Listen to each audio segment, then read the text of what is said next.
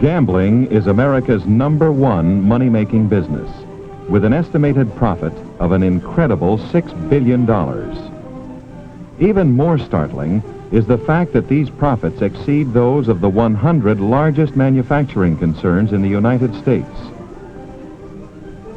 This huge gambling industry is fairly outside the law and is largely controlled by the syndicate, the American branch of the international mafia. The odds, or percentage in favor of the operator of any gambling game or device, keeps him in business. Where the percentage is small, many operators will resort to cheating to increase their take. The odds against the player in an honest 21 game are only 2%.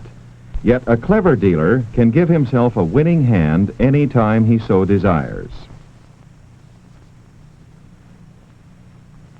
They are as adept at reading the backs of marked cards as an average person would be holding the deck face up. Retaining the cards they want for themselves, they deal seconds to the players. Card markings are not easy to distinguish. On this type of deck, the markings appear on the upper and lower points of the top left-hand diamonds. The marks for ace through jack are placed on the top diamond. This is the mark for an ace. The 10 through 7 appears on the second diamond. This indicates a 10. The 6 through 3 are on the third diamond. This mark is for a 5. 2s are unmarked. This type of deck is also widely used. The marking consists of breaks in the scroll pattern in the upper left-hand corners. There are many dealers who prefer marking cards in their own way, using invisible inks and special contact lenses to read them. When dealing seconds, the top card is momentarily slid back and the next card is dealt. Cards can just as readily be dealt from the bottom or middle of the deck.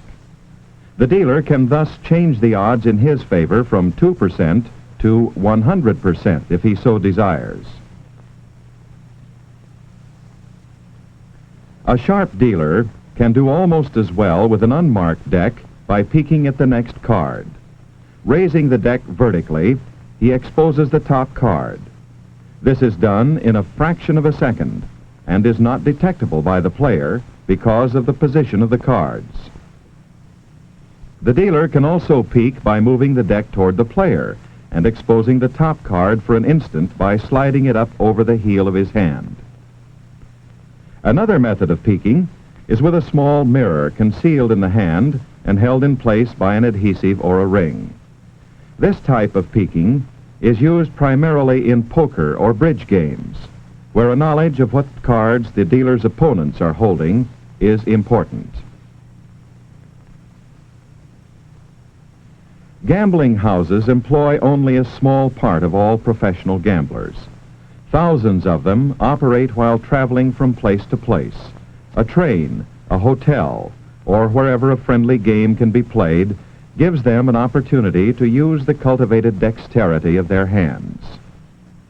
A card sharp will use every trick at his disposal to fleece his victims. With marked decks, peeking, dealing seconds, and palming, the honest player has no chance at all.